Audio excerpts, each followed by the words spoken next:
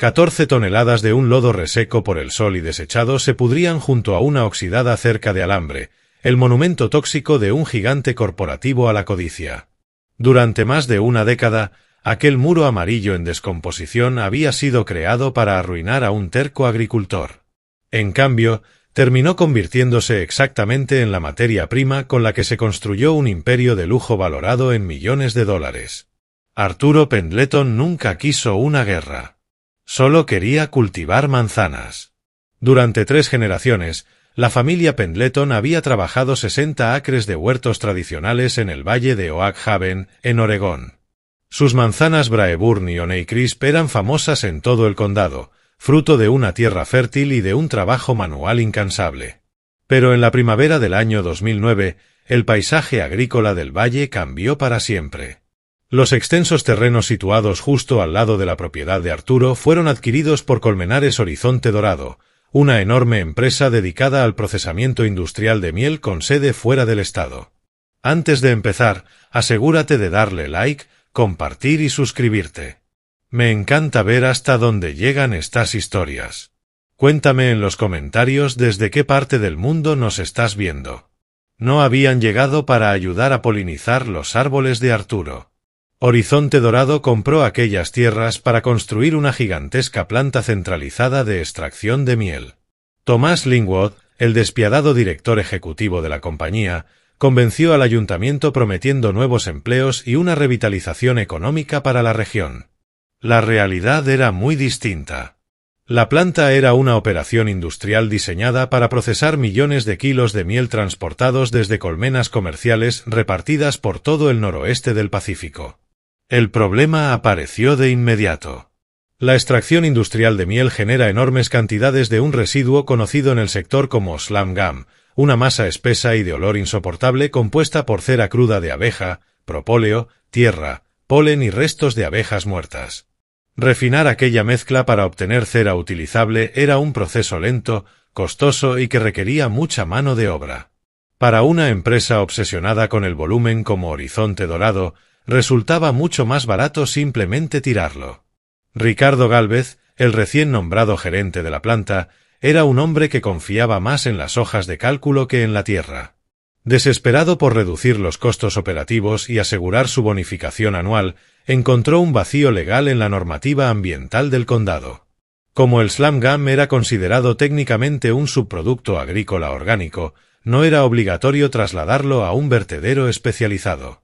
Solo debía almacenarse dentro de la propiedad. Gálvez eligió el punto más alejado del terreno de Horizonte Dorado. Precisamente el tramo que corría paralelo a la cerca oriental de Arturo Pendleton.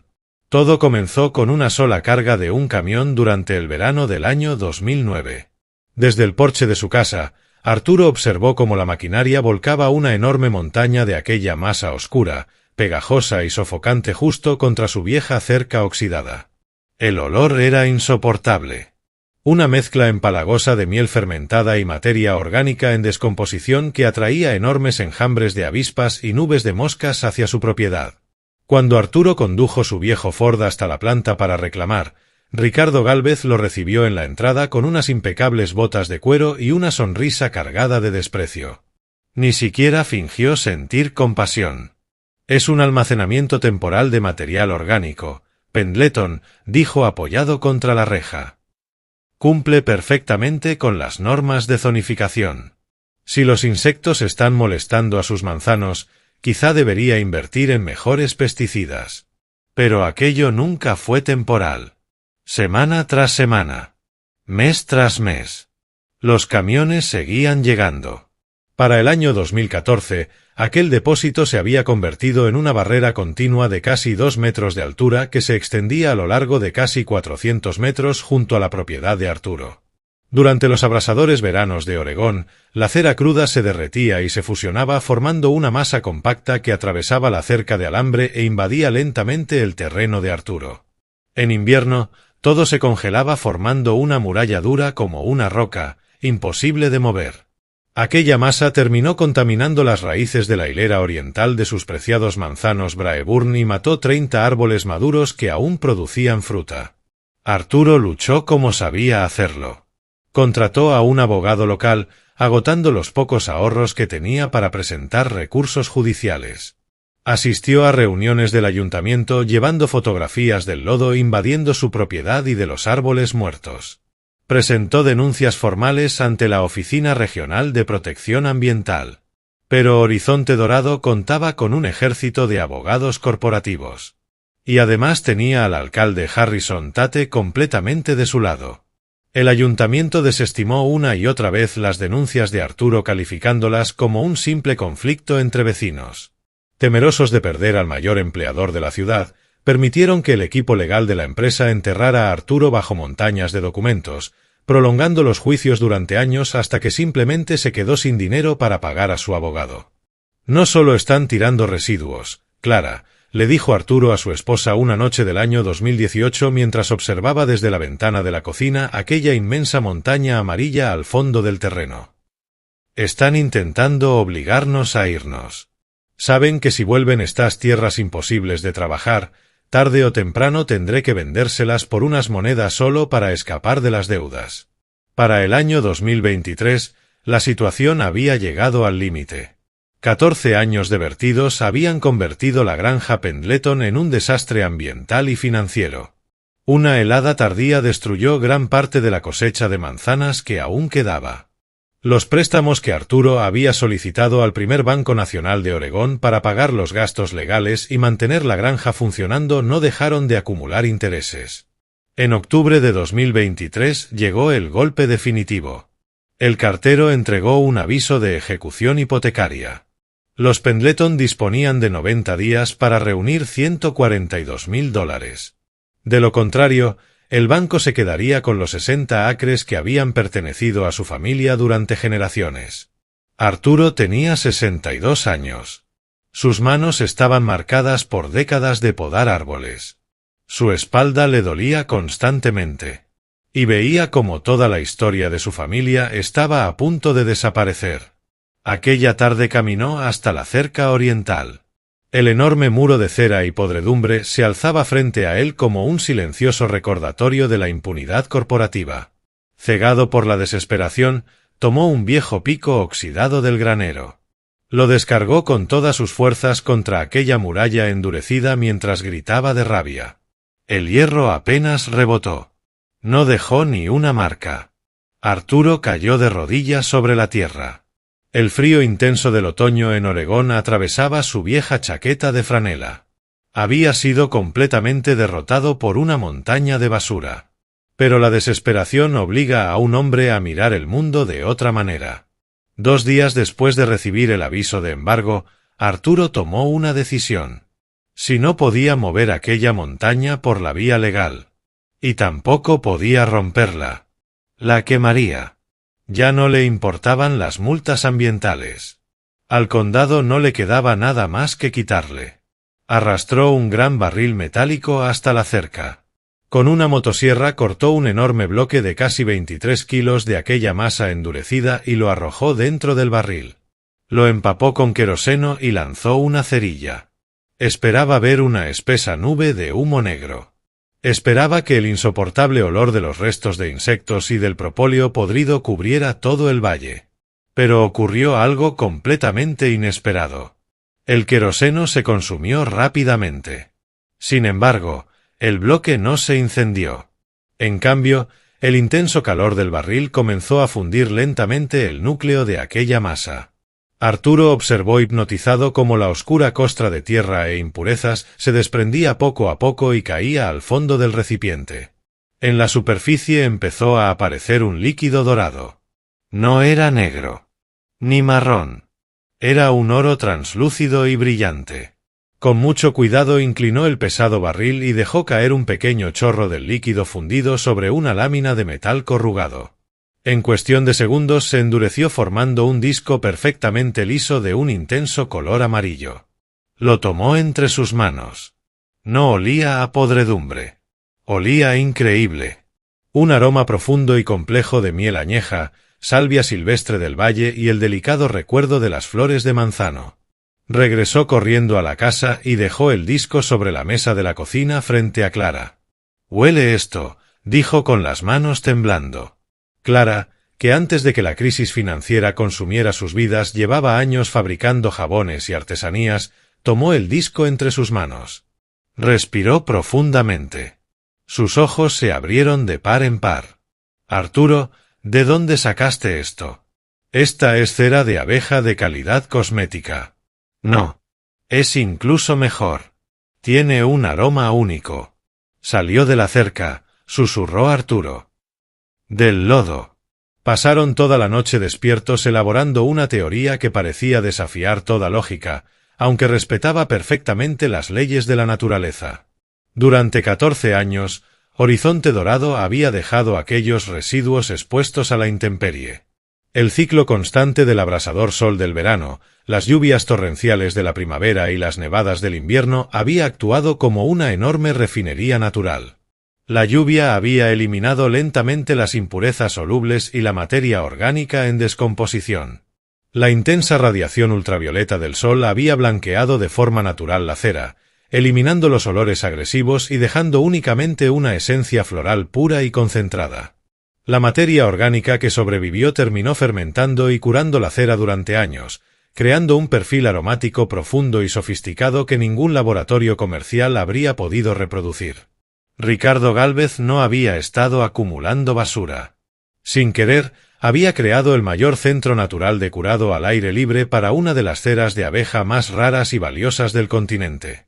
Y la mitad de aquella montaña descansaba del lado de la propiedad de Arturo. A la mañana siguiente, los Pendleton se pusieron manos a la obra. Todo debía mantenerse en absoluto secreto. Si Ricardo Gálvez descubría el verdadero valor de aquellos residuos, reclamaría toda la montaña y encontraría la forma de llevar a Arturo a los tribunales por haberla tocado. Trabajando estrictamente entre la medianoche y las 4 de la madrugada, Arturo y Clara comenzaron a extraer bloques del enorme muro. Arturo utilizaba una pala de acero calentada al fuego para cortar pesados bloques endurecidos y transportarlos hasta el granero. Clara convirtió el antiguo galpón donde antes empaquetaban las manzanas en una improvisada refinería. Derretía los bloques en grandes ollas industriales y hacía pasar la cera fundida por un sistema de filtrado que ella misma había construido utilizando mallas metálicas muy finas, viejos pantalones de mezclilla y filtros de café de alta resistencia para atrapar las diminutas impurezas que aún quedaban. El resultado era impresionante. La cera era tan pura que ardía con una llama brillante y limpia, sin producir absolutamente nada de hollín y liberando un aroma capaz de perfumar toda una casa en cuestión de minutos. Con exactamente 70 días antes de que el banco ejecutara la hipoteca, necesitaban dinero de inmediato. Clara pidió a crédito un palé de frascos de vidrio económicos y mechas de algodón. Prepararon 300 velas y colocaron cada etiqueta a mano con el nombre Herencia de Oak Haven. No tenían presupuesto para publicidad. No tenían página web.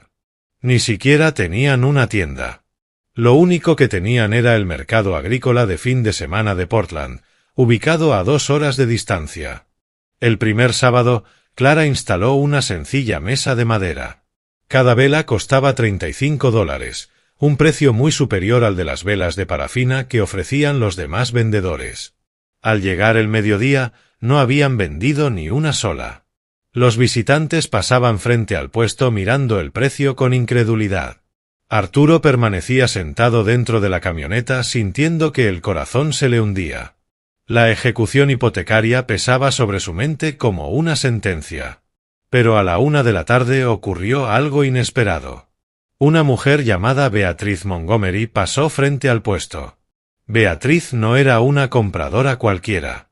Trabajaba como exploradora independiente de productos artesanales para importantes cadenas de lujo dedicadas a la decoración del hogar y colaboraba discretamente con Pater & Barn.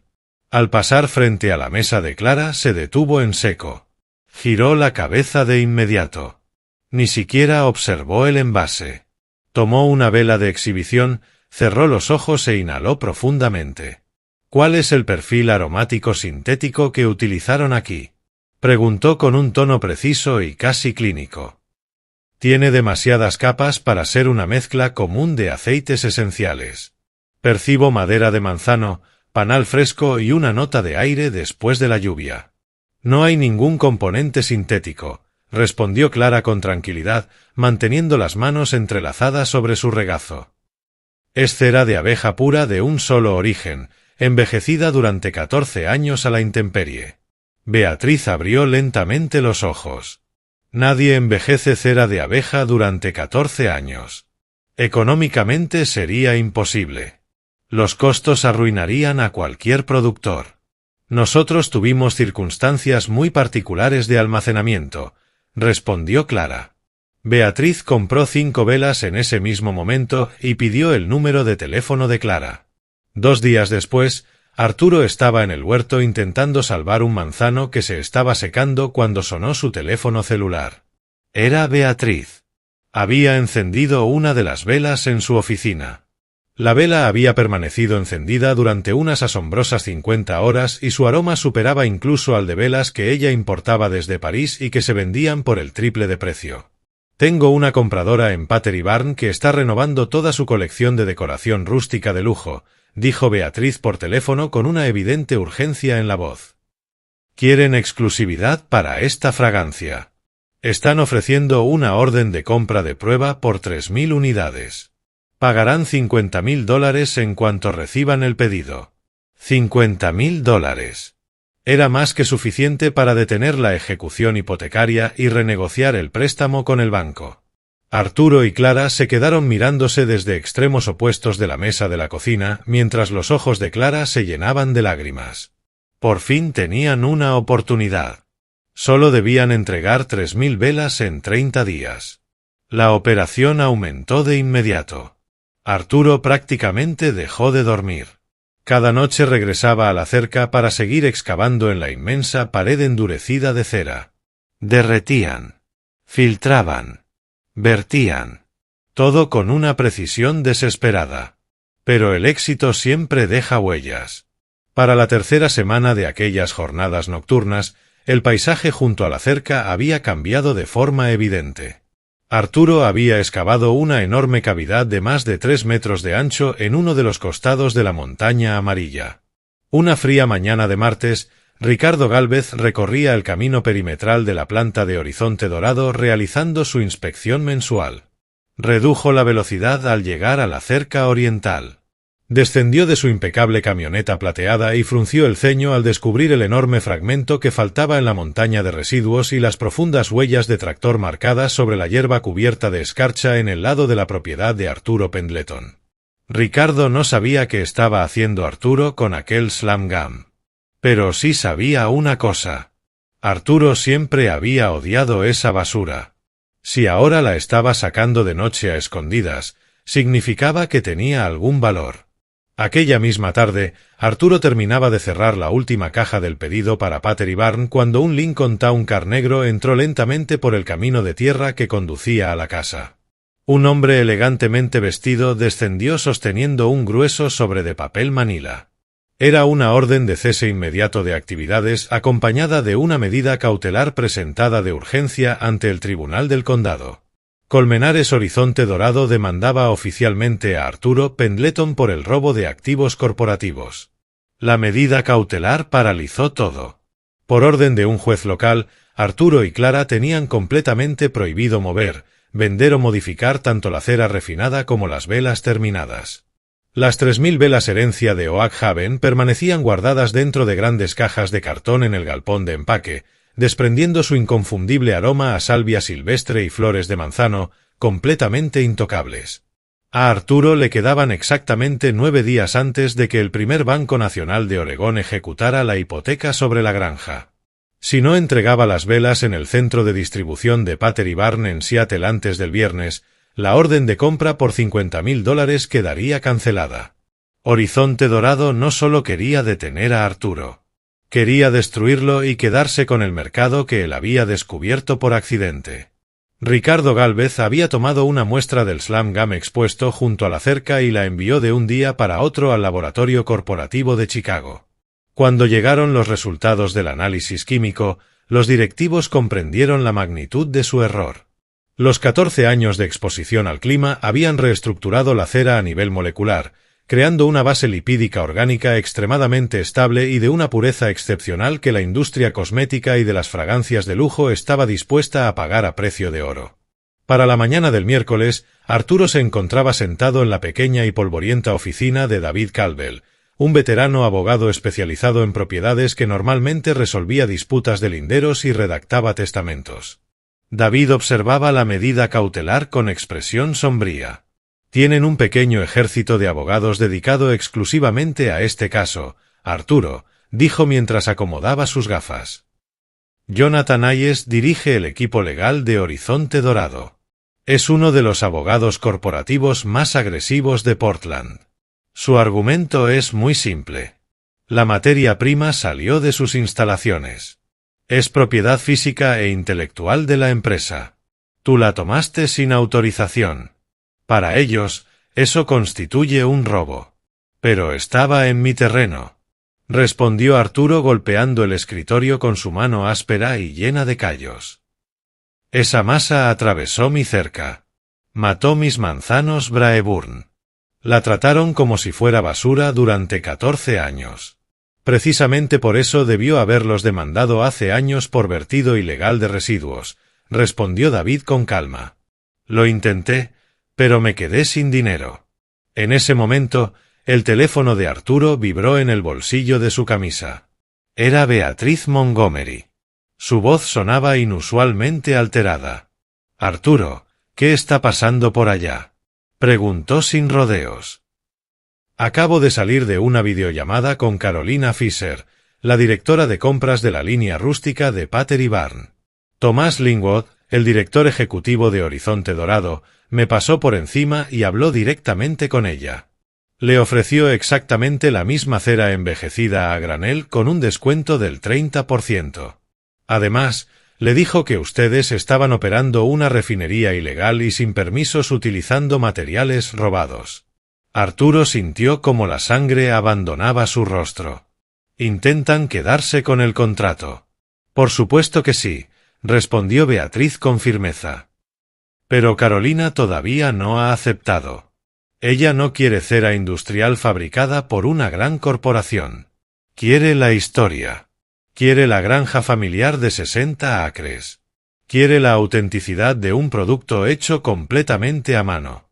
Pero, Arturo, tiene las manos atadas. Si no entregas el pedido antes del viernes, por obligación tendrá que cancelar la orden de compra para cumplir con el lanzamiento de la temporada. Y si Horizonte Dorado es el único que conserva la cera, no tendrá otra opción que comprársela a ellos. Debes lograr que levanten esa medida cautelar. Arturo colgó el teléfono y observó la tranquila plaza del pueblo a través de la ventana de la oficina de David Caldwell. Todo el sistema estaba diseñado para que hombres como él terminaran rindiéndose. El ayuntamiento no iba a ayudarlo. El banco no iba a esperar. Pero mientras recordaba aquellos 14 años viendo el lodo amarillo atravesar lentamente la cerca de alambre, una idea comenzó a tomar forma. Se volvió hacia David. David, cuando Gálvez empezó a tirar esos residuos en 2009, ¿cómo evitó las multas de la Agencia de Protección Ambiental por vertidos industriales? David frunció el ceño. Se giró hacia su computadora y abrió los archivos ambientales del condado. Presentó una exención específica. Clasificó oficialmente el slam gum como residuo agrícola y desecho biológico. Al tratarse de un material orgánico, el condado permitió que permaneciera allí descomponiéndose. Los ojos de Arturo se entrecerraron. Entonces declaró legalmente que era basura. Sí. En ese instante, Clara habló por primera vez desde el rincón de la oficina. Su voz era tranquila, pero firme. ¿Y qué ocurre cuando un vecino arroja su basura, legalmente declarada como tal, dentro de tu propiedad y la deja allí durante 14 años? David dejó de escribir. Permaneció varios segundos mirando la pantalla. Poco a poco, una sonrisa incrédula apareció en su rostro. Dios mío. La audiencia de emergencia para decidir si la medida cautelar continuaría vigente se celebró el jueves por la mañana en el Tribunal del Condado. La sala olía a madera antigua y a tensión. A la izquierda del pasillo se encontraba Ricardo Gálvez, luciendo un elegante traje gris y una expresión de absoluta confianza, acompañado por Jonathan Hayes y otros 2 jóvenes abogados corporativos. Detrás de ellos, sentado entre el público, estaba Thomas Linwood, quien había viajado desde Chicago exclusivamente para supervisar la adquisición de aquel inesperado tesoro. Al otro lado de la sala estaban Arturo, Clara y David Caldwell. Sobre su mesa solo descansaba un grueso sobre de papel manila. El juez Guillermo Mercer, un magistrado conocido por su estricta aplicación de la ley y que llevaba más de 30 años conociendo a la familia Pendleton, golpeó el mazo. «Señor Hayes», dijo mientras miraba por encima de sus gafas. «Usted solicita una medida cautelar permanente y la incautación inmediata de 3.000 velas, además de toda la cera sin refinar que se encuentra actualmente en la propiedad del señor Pendleton, alegando el robo de activos corporativos». Jonathan Hayes se puso de pie mientras abotonaba su chaqueta. «Así es, señor juez. Horizonte Dorado es el único propietario legítimo del subproducto en cuestión. El señor Pendleton ingresó ilegalmente, extrajo material propiedad de la empresa y ahora intenta lucrarse con bienes robados. La legislación sobre el robo de activos físicos es muy clara». El juez Mercer asintió y dirigió la mirada hacia la defensa. «Señor Caldwell, ¿su cliente niega haber tomado ese material?» David se levantó lentamente. «No, señor juez. Mi cliente reconoce haber retirado una sustancia ubicada de su lado de la línea divisoria. Sin embargo, rechazamos que dicho material pueda considerarse un activo corporativo». David caminó hasta el centro de la sala y abrió el sobre. En junio de 2009, Ricardo Gálvez, actuando como gerente de Horizonte Dorado, presentó el formulario 88B ante la Oficina de Protección Ambiental del Condado para evitar el pago obligatorio de $70.000 por el transporte de residuos industriales. En ese documento, que tengo aquí, el señor Gálvez clasificó legalmente esta sustancia como residuo agrícola. En otras palabras, basura. Jonathan Hayes se puso parcialmente de pie. «Objeción. Eso es irrelevante». «Objeción denegada. Tome asiento, señor Hayes». El juez volvió a mirar a David. «¿A dónde quiere llegar con esto?» David sonrió ligeramente. Según la legislación del Estado de Oregón sobre derechos de propiedad y bienes abandonados, cuando una entidad desecha residuos clasificados oficialmente como basura, dichos residuos invaden una propiedad privada y el propietario original no hace absolutamente ningún intento por recuperarlos durante un periodo superior a 7 años. Esos bienes pasan a considerarse legalmente abandonados. Hizo una breve pausa. En otras palabras, señor juez, nadie puede ser acusado de robar la basura que otro arrojó dentro de su propio jardín. Un murmullo recorrió toda la sala. La sonrisa de Ricardo Gálvez desapareció al instante. David levantó ligeramente la voz. «Y hay algo más. Si Horizonte Dorado pretende cambiar hoy su declaración oficial y afirmar que esta montaña de 14 años de antigüedad no es basura sino un valioso activo corporativo».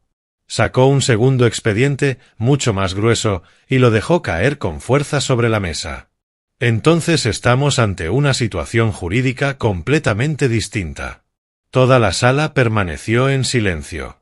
Porque si realmente se trata de un activo corporativo, Horizonte Dorado ha estado almacenando un producto comercial dentro de la propiedad privada del señor Arturo Pendleton durante 14 años sin contrato de alquiler alguno. David apoyó ambas manos sobre el expediente. «En este documento presento una contrademanda por ocupación ilegal del terreno, tarifas de almacenamiento comercial y daños ambientales derivados de la destrucción de 30 manzanos Braeburn completamente desarrollados». Miró directamente hacia el banco donde estaba sentado Thomas Linwood. Calculando las tarifas comerciales habituales del Valle de Oak Haven y los intereses acumulados desde el año 2009, Horizonte Dorado le debe al señor Pendleton exactamente $1.400.000. Y esa cifra ni siquiera incluye la indemnización adicional por los daños agrícolas. La sala quedó completamente muda. David continuó mirando fijamente al director ejecutivo. «Así que su empresa debe tomar una decisión ahora mismo delante de este tribunal. ¿Es basura? Si es basura, Arturo Pendleton es libre de retirarla y hacer con ella lo que desee. ¿O es un activo corporativo? Porque si esa es su postura, entonces su empresa le debe inmediatamente a mi cliente $1.400.000 por el uso ilegal de su propiedad. Jonathan Hayes observó los documentos con la mandíbula completamente tensa. Miró a Ricardo Gálvez, que ahora sudaba visiblemente. Luego levantó la vista hacia Tomás Linwood. El rostro del director ejecutivo era una máscara de furia contenida. Linwood comprendió al instante que había caído en una trampa. Si peleaban por la cera, el escándalo público de haber vertido residuos durante 14 años sobre una granja familiar, sumado a una demanda millonaria, les costaría muchísimo más que el contrato con Pater y Barn. Linwood se levantó y se inclinó sobre la baranda para susurrarle unas palabras al oído a Hayes. Hayes cerró los ojos unos segundos. Asintió lentamente. Luego volvió a ponerse de pie. Señor juez, dijo con evidente tensión, Horizonte Dorado retira formalmente su solicitud de medida cautelar. Mantenemos nuestra declaración original de que dicho material constituye un residuo agrícola y renunciamos a cualquier reclamación sobre los residuos que actualmente se encuentren dentro de la propiedad del señor Pendleton. El juez Mercer golpeó el mazo. Caso desestimado. Se levanta la medida cautelar. Que tengan un buen día. Arturo soltó un profundo suspiro. Sintió como si hubiera estado conteniendo el aire durante 14 años. Clara escondió el rostro sobre su hombro mientras lloraba en silencio. Todo ocurrió con enorme rapidez. Antes incluso de que Arturo y Clara llegaran a su camioneta en el estacionamiento, Tomás Linwood despidió a Ricardo Gálvez allí mismo, en las escalinatas del tribunal. Aquella misma tarde, Arturo condujo hasta el centro de distribución de Pater y Barn en Seattle para entregar las 3.000 velas. Cuando Carolina Fisher recibió el pedido y escuchó la historia de cómo habían derrotado a la corporación en los tribunales, no solo mantuvo el contrato de $50.000. Hizo inmediatamente un nuevo pedido de 10.000 unidades para el catálogo de invierno, aprovechando la historia del agricultor de Oregón que había transformado los residuos de una gran empresa en un producto de lujo. 2 días antes de la fecha límite de la ejecución hipotecaria, el primer Banco Nacional de Oregón recibió un cheque certificado por $142.000. La granja estaba salvada. En apenas 2 años, Herencia de Oak Haven se convirtió en una marca de lujo valorada en millones de dólares. Arturo ya no necesitaba cultivar manzanas para sobrevivir. Aún así, siguió cuidando meticulosamente sus huertos simplemente por el amor que sentía hacia aquella tierra. El enorme muro amarillo de Slam Gum junto a la cerca dejó de ser una maldición. Se convirtió en la reserva de materia prima más valiosa de todo el noroeste del Pacífico. Una auténtica mina de oro que permanecía bajo el sol, curándose lentamente, esperando la siguiente palada de Arturo. Si te gustó conocer la historia de cómo un agricultor transformó 14 años de codicia corporativa en una marca de lujo multimillonaria, deja tu me gusta ahora mismo. Historias como la de Arturo demuestran que, a veces, aquello que fue creado para destruirte termina convirtiéndose en el cimiento de tu mayor éxito. Comparte este vídeo con alguien que disfrute las mejores historias de justicia y superación. Suscríbete al canal para descubrir más relatos increíbles de personas comunes derrotando al sistema y cuéntanos en los comentarios. ¿Tú habrías quemado aquella cera o habrías demandado a la empresa?